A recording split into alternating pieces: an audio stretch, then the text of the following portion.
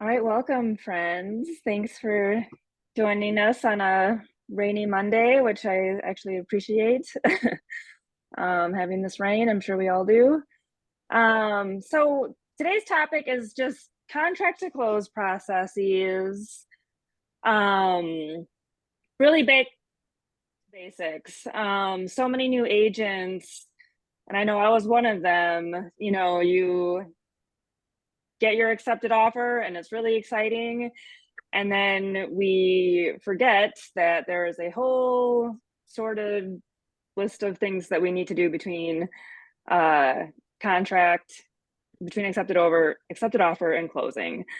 Um, so that's just really just like kind of going back to what we need to do once we do have an accepted offer. We'll go over command submission. Communication flow, I think, is like the biggest piece here. I mean, a lot of people just don't know who needs what and when. Scheduling, follow-up appointments, scheduling walkthroughs. And then I just also just has inputted organizational tips that have helped me along the way as I like developed my systems for contract to close. So remember to interrupt at any time with questions. With that, we'll just keep going. So I have an accepted offer for my buyer. Now what? So I just wanted to first go over the parties to the transaction in this stage. So the listing agent, of course, so you as a buyer's agent have already been communicating with the listing agent, getting the offer negotiated, getting it accepted. You've got your buyer, of course. Now the buyer's lender will have a heavier heavier role between in this phase now. The inspector is a party to the transaction, the buyer's title company, the seller's title company. I included radon tester here. That might be somebody who you are in communication. Oh, I make sure that everybody is muted.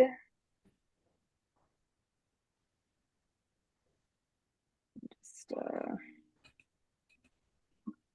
mute all. Joan, if you want to unmute yourself just so that you can sprinkle any 2 cents that you might have, go ahead. Okay. But these are the main parties to the transaction. My church bells are going off in the background.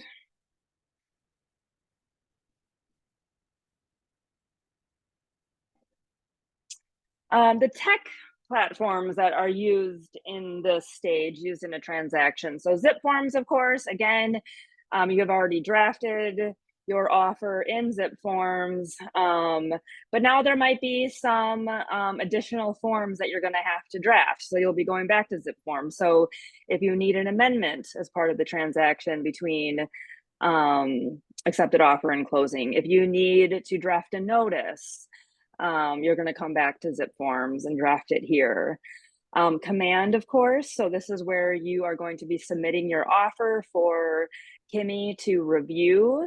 And I will show you that later on. Gmail. So, I'm going to show you guys certain templates that you could create. I am a big proponent of using what Gmail has to offer us. Our email is Google based. So using the Google Drive for our checklists, using the Google Calendar to put our dates and deadlines on. I would, again, really encourage everyone to just use what is available to us to help you guys organize yourselves when it comes to keeping ourselves organized in this part. So many details between accepted offer and closing. So timeanddate.com. This is a website I want to show you guys for calculating your dates based off of what was written into the transaction, written into the offer to purchase, excuse me. So here is the contract to close checklist. I'm actually also going to show you guys where you can find this. So from our KW resources page, which hopefully everybody has bookmarked. This is the homepage for kwrealtymke.com. You go to the resources page, we've got our new associate resources. So we've got listing and buyer checklists. And I just want to pull these up for you guys. So we've got a new listing checklist, listing accepted offer checklist. So this is what you could use as a basis when you have a listing and it gets an accepted offer. And then a buyer accepted offer checklist. So I'm going to be using a version of this as a guide for the rest of the training. But this is where you would find it. And I just want to point this out again. I'm sure that this was brought to your attention for those of you guys who went through Accelerator.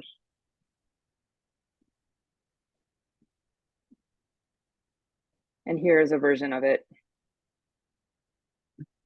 This should closely mimic the one that's in the website, on the website. So within the first 24 to 48 hours after the accepted offer, if there's a lender involved, you are going to send a complete copy of the offer to the buyer's lender, and you're going to CC the buyer. You're going to let the lender know the closing date. You're going to let them know the financing commitment contingency deadline, and you're going to let them know the appraisal deadline in the body of your email. Within the first 24 to 48 hours, you are going to get the earnest money instructions off to the buyers.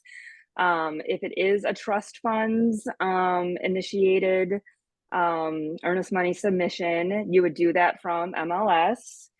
Otherwise, the listing agent should be giving you direction on how to submit earnest money. Sometimes they'll request that it's in the form of a check made out to the listing firm's trust account, and they will let you know where the buyer should drop it off or to mail it. Within the first 24 to 48 hours, you are going to get the inspection set up. So you can either, agents kind of navigate this part differently. Some agents will just send a list of inspectors to the buyers. Some agents have your top 3 go-to inspectors, and they will coordinate with the buyer. As long as I can get them in on X date, X time, do you have a preference of who we go with? And most buyers will not. These are kind of things that also you're going to be discussing with the buyers at the time of your buyer consultation as well. But either have the buyer set it up with the inspector or you will coordinate it with the inspector directly. Then make sure that you are communicating that to the listing agent, getting it into showing time and making sure that the time is approved. Also remember that the inspection is about a 3-hour long process. So make sure you're giving yourself enough time in showing time when you're setting that up. And then also on the flip side, listing agents will be preparing their sellers for how long an inspection usually takes. Next up, you are going to get the dates and deadlines to the buyer and the listing agent, and you're going to enter it in on your calendar. So I'll show you a template in the next couple slides here. But this is where you're actually going to go through the offer to purchase and calculate when the earnest money is due. Remember, earnest money is typically due within 3 days after the accepted offer. You're going to go in and you're going to calculate when the inspection deadline is. And whatever you had named on the offer to purchase, maybe it was 10 days, you're going to calculate 10 days from the accepted offer date and get that deadline. You're going to communicate it again with the listing agent to make sure that you guys are all on the same page. Also within this first 24 to 48 hours, you are going to get the earnest money receipt back, presumably. Maybe this will, maybe this is within the first week after the accepted offer. But once the listing firm receives the earnest money, they will send you a receipt, and we are going to get a copy of that off to the lender, and we're going to get a copy of that off to the buyer as well.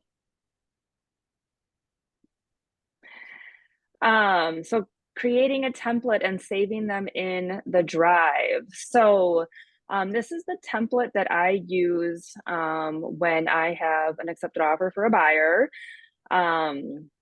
So I just, again, I have this all crash printed, and I'll cut and paste this into a body of an email, and figure out the dates and deadlines, and then send it off to the buyer. So congratulations, you got an accepted offer on such and such offer, or such and such address. Enclosed, you'll find a complete list of the dates and deadlines. And please note the dates and deadlines when contingencies need to be met or items need to be completed. So much of this too is to demonstrate that we've communicated this to buyers. We don't want them, whether or not they read their emails or not, or are paying attention to these details, we would want to be able to demonstrate later on to a buyer, if there's ever any question, that we have communicated it to them. So this is a good way to be able to show that, to prove that to somebody.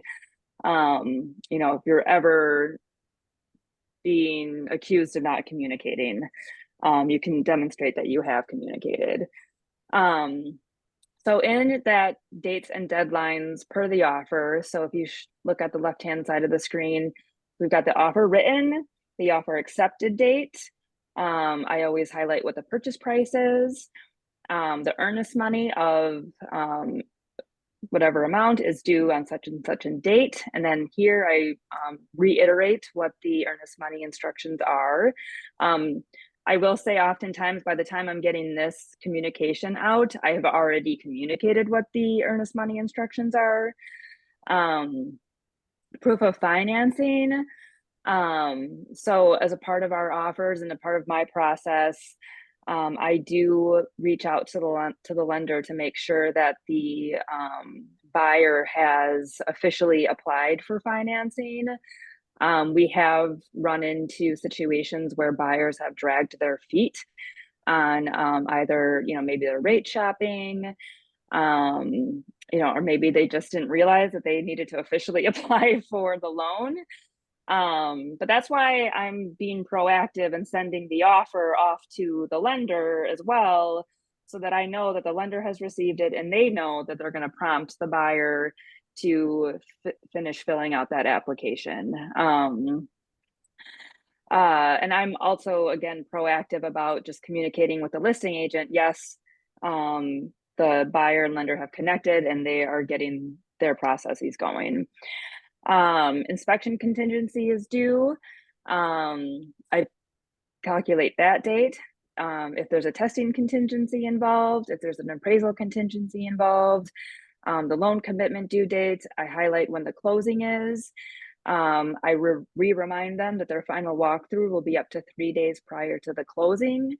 And then if the home warranty is involved, if there's a home warranty as a part of the initial offer, I will indicate that a home warranty will be purchased.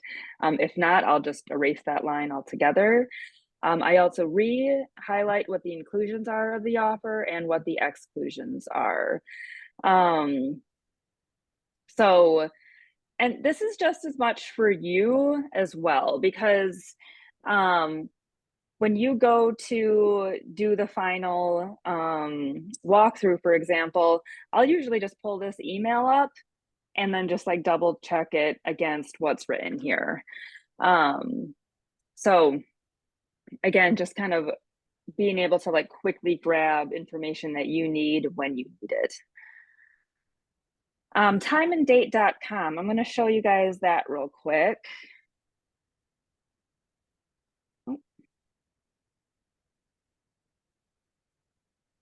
Maybe. So this is one that I have bookmarked as well. Give a chat. So along the left-hand side, so again, this is timeanddate.com.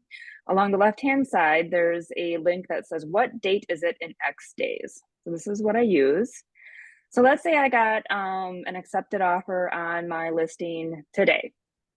Excuse me, or an accepted offer on another listing today. And there was a 10-day inspection contingency. I throw in 10 days over here, hit calculate new date, and it will tell me Thursday, August 24th.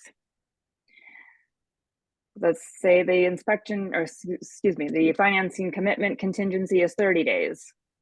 Remember, all dates and deadlines run from the accepted offer date. So I'll put 30 days in there, hit calculate new date. We've got Wednesday, September 13th. So I'm taking all of these dates and plugging it back into that template for the buyer and for the listing agent. And then the third piece of this is I'm going to my calendar and I am plugging in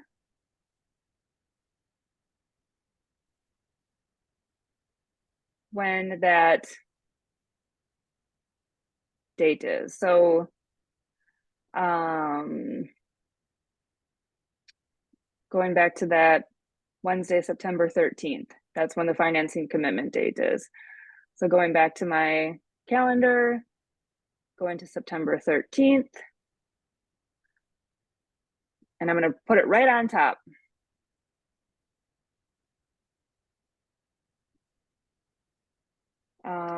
We'll say Booth Street. That's Booth Street financing due. I'll change it from red to green so that it is, when I'm looking at my calendar, I can see it and it stands out amongst my other calendar items. So this is just a tip for you to use, again, your Google Calendar, but if you prefer, again, if you're old school and you have a paper calendar, just the point is to make sure that you are writing it down. As part of our jobs as buyer agents, we need to keep on top of these dates and deadlines for our buyers. And as you're getting busier, there's just no way that you're going to be able to remember them all. So we just need a clear spot that you are putting them in a calendar.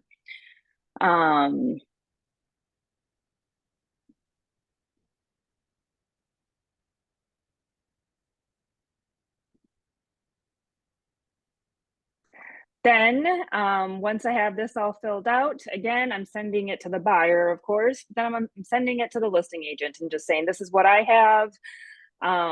Please let me know if you have anything different. And again, buyers, agents, and listing agents, we all want to be on the same page for clear communication. Adding the deadlines to the calendar. I have done that, showing you guys that. And as you can see, and as you get busier and you're juggling more than one transaction, that's the goal, these will start to stack up. And you can see here in my example, another tip that I have done, another trick that I do is I'll go one step further. And once I'm through a contingency item, I'll put done in front of it so that I know that I've completed it and I don't have to it's just a visual cue for me that, okay, I can get that out of my brain. We're through that.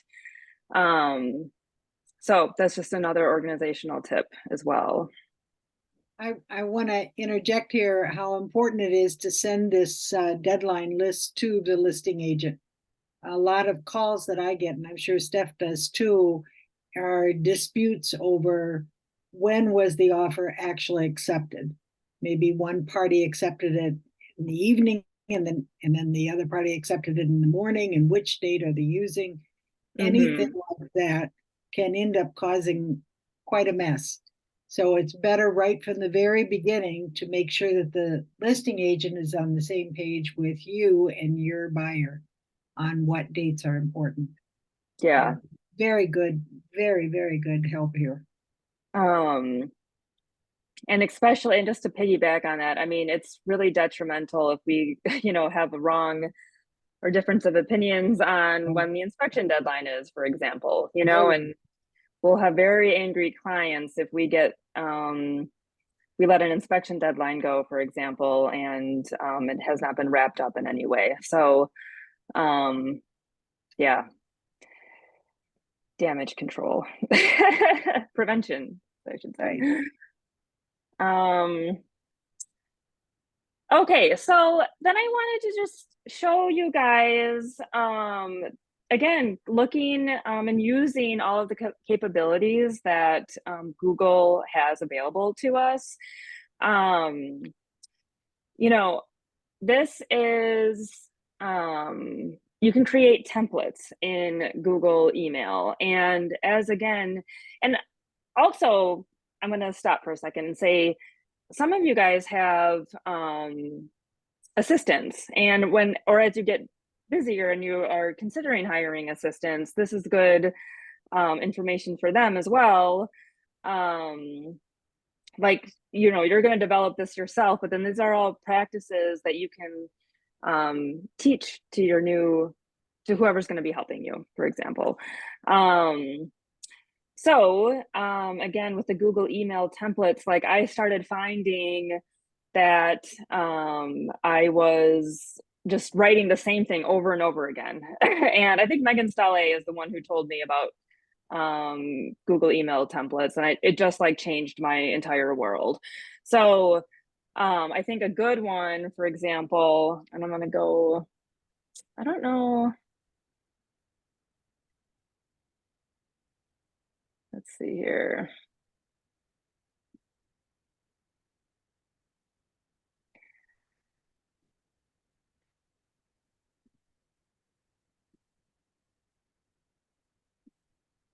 So over here, okay, this is, composing a message.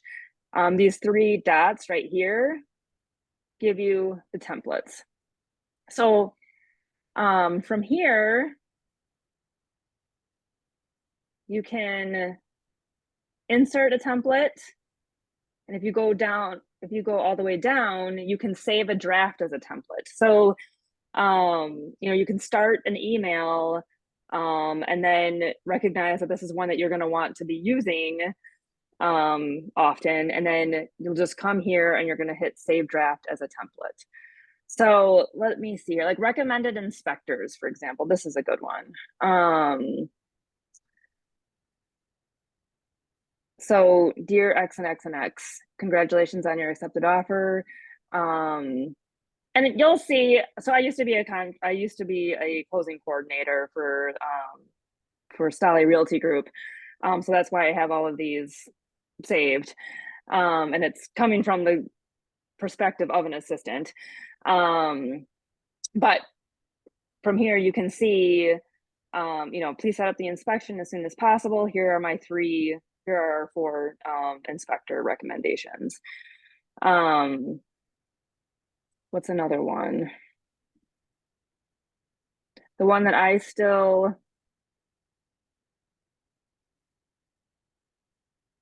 the offer to purchase summary. This is one that I have gone over before in other trainings. So this is good for when you are, I just inserted it again. So this is actually a template that I use when I'm submitting an offer. So just to show you again, like, there are going to be emails that you're going to be composing over and over again. Save yourself the time, create a template. I think for all of us who are writing multiple offers, having this like offer to purchase summary, this is to a listing agent, this is a great one to have. So that when a listing agent receives the offer to purchase, they can quickly go, okay, purchase price is this, earnest money is that. And they're not like scrolling through a PDF and determining what the terms are. You have summarized it for them. So again, we want to make your lives easier. So this is just a tip for you guys, and I encourage you to use them.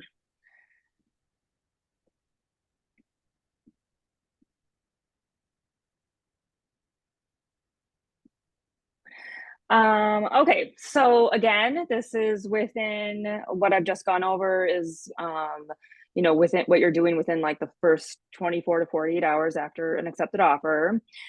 So within 7 days after your accepted offer, you need to get the offer to purchase into command. And again, this is for Kimmy Herbert's review. Kimmy is like the third part to Joni and I. She's working behind the scenes to review all of our contracts. So I'll show you that now.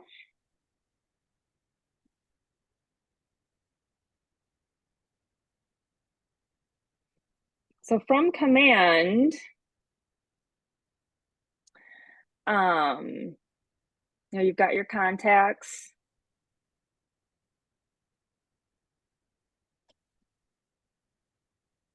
And you're going to, presumably you already have your buyer contact information in here. But from their contact card, then you're going to create their opportunity. So here's what the contact card looks like. On the right-hand side, we've got different functionalities for them. So timeline, a smart plan, if you've got a smart plan set up for them, tasks, notes on them, then you also have opportunities. So from here, you can, on the right-hand side, create an opportunity. You're going to fill this in. So we've got a buyer type, opportunity name. I often name it as the address / last name of the client and then the client type. I'll put in the estimated close date. You should know the close date because you're entering this in after the accepted offer. So in this example, we'll say it's September 15th. Commission rate, unless otherwise noted in MLS, is probably 2.4%. Your opportunity phase, you're going to take that out of activate, you're going to take it out of cultivate and make it active. And then you're going to hit create. So from here, it's going to create the opportunity on the right-hand side. You're going to click on this and it's going to bring you to the opportunity. I'm going to go straight to documents. And now from here, we have to pick a checklist type. So this is just a residential buyer. And then on the left-hand side, you can see that it auto-populated the types of checklists that we've got. So the first one is the consultation. So I'm going to upload my buyer agency agreement and KW disclosure, the RESPA disclosure, and then our general KW disclosure. You can drag and drop those fields in here. Let me show you, let's see if I gotta. There are separate trainings on this that Lindsay has done, and we've got videos for all of this as well. But you can just literally drag and drop a file and drop it in there. We've got our under contract folder. So here is where you're going to load the MLS listing data sheet. If there's a counter offer as a part of the transaction, you're going to put that there, the offer to purchase, the addendum A.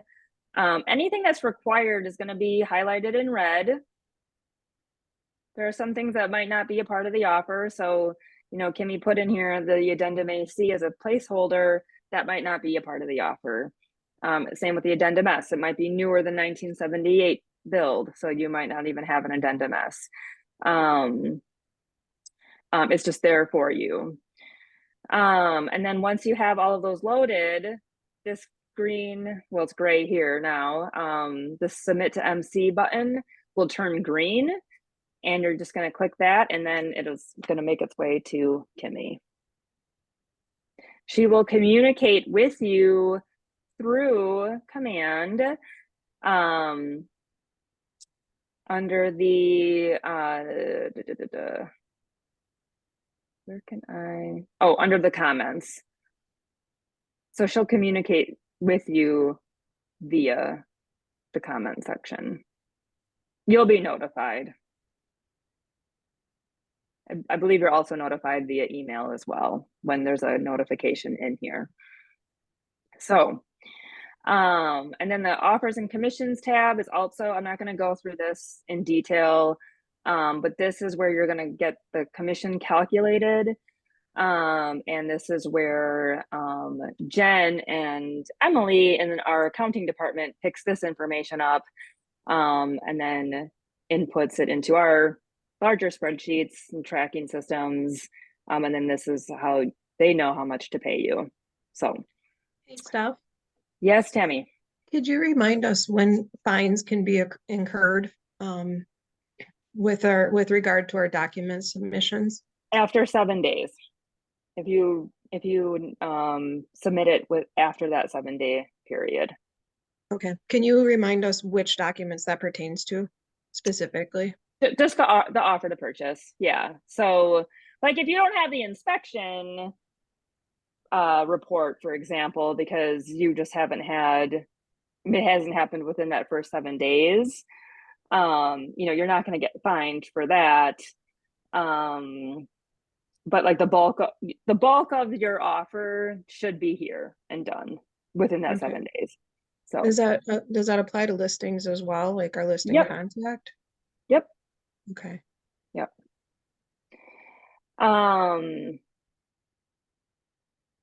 Any fines levied goes to KW Cares. It's not anything that we are pocketing, just FYI for that too. So, and I will say, I mean, what we're really looking for are those repeat offenders, right? So, I mean, we just need to get this information in just for, Kimmy's reviewing hundreds of files a month. So, that's why we have these in place. It's if we are reviewing offers that were submitted a day before closing, that's where we really get into trouble. So, okay.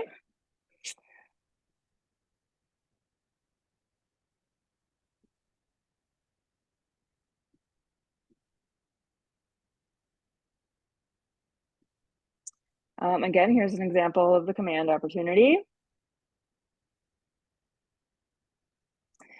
So then throughout the transaction, so like the next 7 to 25 days, getting and receiving, so this is part of communication flow. So sending the inspection report and the testing results to the listing agent and uploading it to the opportunity. So, once you receive a inspection report,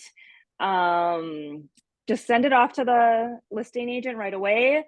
My process, again, I would say is I receive it.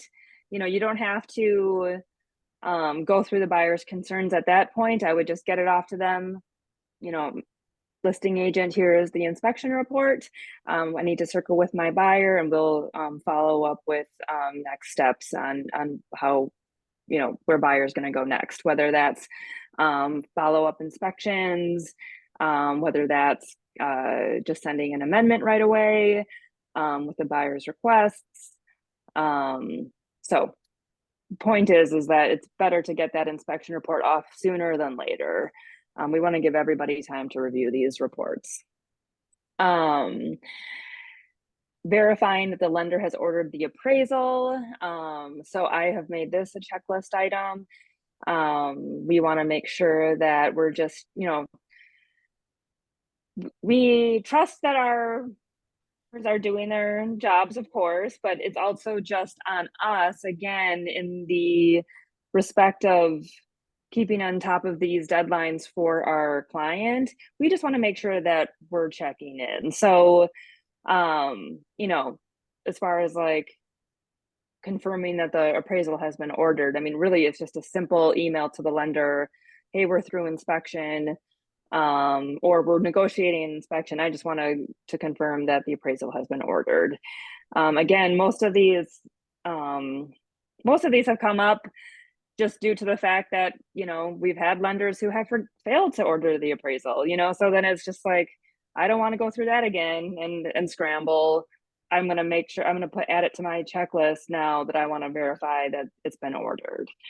I'll make a note to check in with the lender on loan commitment deadline. So like a week before, I'll check in with the lender and just say, hey, I just want to make sure that we're moving forward as normal, and that you expect to deliver the loan commitment by such and such a date. You know, again, it's just more preventing you from having to scramble at the last minute. So if you can get word that there might be some hiccups, the sooner that we can communicate that to the other side, the better. So then sending the listing agent the final loan commitment signed by the buyers. So that's going to be something that's happening again within the 7 to 25 day period. You're going to receive the loan commitment from the lender. The buyer is also going to receive it as well. You are going to have it signed by the buyer and sent off to the listing agent to meet the financing commitment contingency. I want to make a note here that you're not going to send the inspection report to the lender. That can open up a can of worms. So inspection reports are not going to the lender. Negotiating the inspection, again, that's going to be happening during this time frame. You'll use any amendments as a result of the inspection negotiation. Any amendments that do come as a result of the inspection negotiations, you are going to also load those into the command opportunity. And this period, you're also going to receive the title commitment, and you're going to be sending that off to the buyers. I'll use this as an opportunity to plug in that we're going to have a title person as a guest in 2 weeks from now. So I encourage everybody to come to that as well, and kind of just understanding your role as it relates to the title commitment. And then marking reminders on the calendar to check in with the lenders on appraisal and loan commitment, as I just said.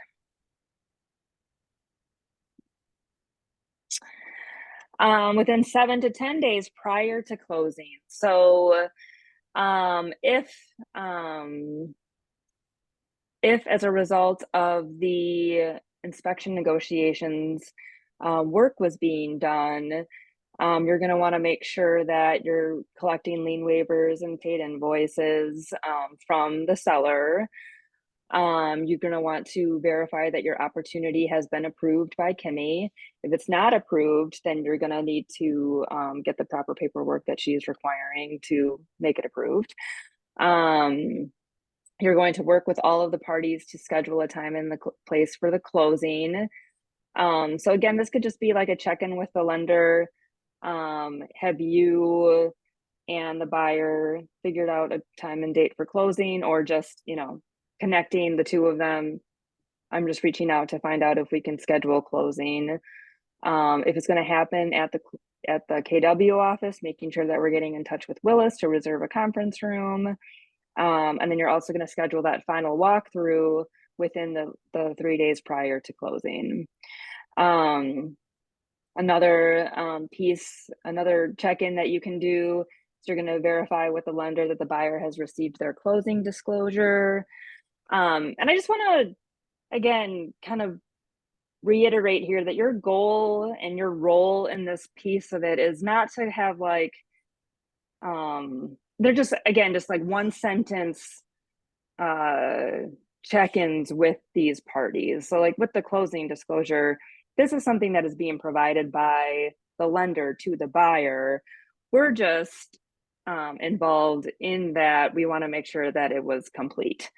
Again, this all comes from, you know, just working with lenders who have not delivered a closing disclosure to a buyer.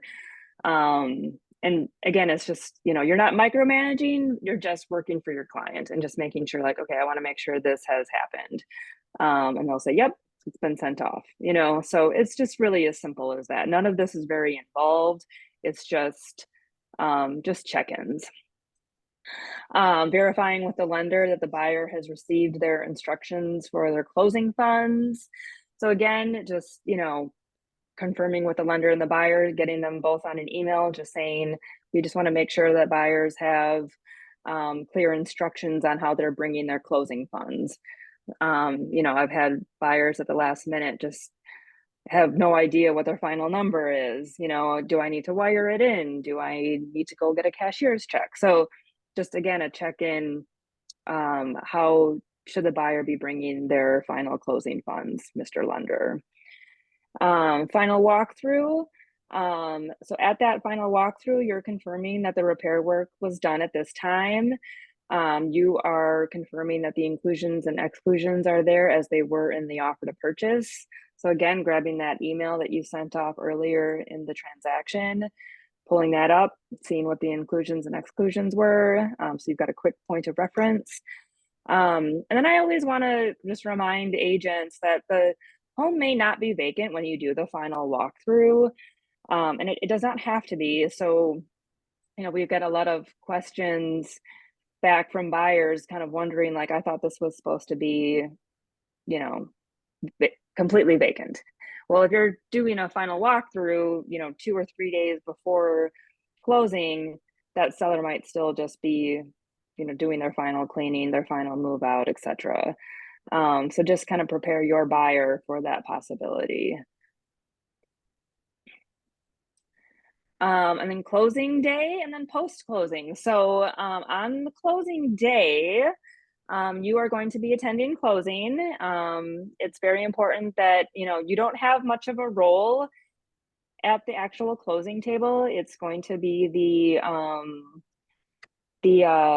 buyer working with the title company to get all of their closing docs signed and their lender docs signed. You're there for moral support. You want to be there as, kind of the final, just final send off to the buyer, make sure that you can answer any questions that might not have been answered. You're going to be handing over the key. You also need to collect your commission and collect the closing statement. So once you receive that closing statement and the commission check, you are going to turn that into your front desk. And then from there, Willis and Caitlin and Jackie will take it from there and they'll get it off to accounting so that you are paid. And then I always remind agents too that post-closing, you're just going to want to monitor the listing in MLS to verify that the listing agent put in your information correctly too. So I think that's my last slide. It is. Stop my share.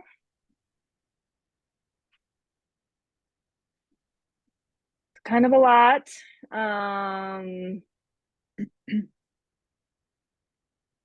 This is really good stuff, a good summary of the things that, if not followed, these are questions and calls that Steph and I get when things have kind of gone off track a little bit. Yeah. So knowing this pattern and having the templates ready and being in total communication, not only with your client, your buyer, but with the listing agent. The time in the contract to close after the inspection, after the loan commitment, after the contingencies have been met, to the closing day is kind of a quiet time. I mean, nothing much is happening. Mm-hmm. But you have to remember that during this quiet time, after contingencies have been met before the closing date, that's when you really need to stay in contact with your client. It's a sort of an anxious period of time for your buyer, and something that if they don't hear from you and then see you on closing day, they're going to feel a little lost and maybe a little put out. So it's a very important time to keep in regular contact with your buyer, even though there really isn't that much to do. Right.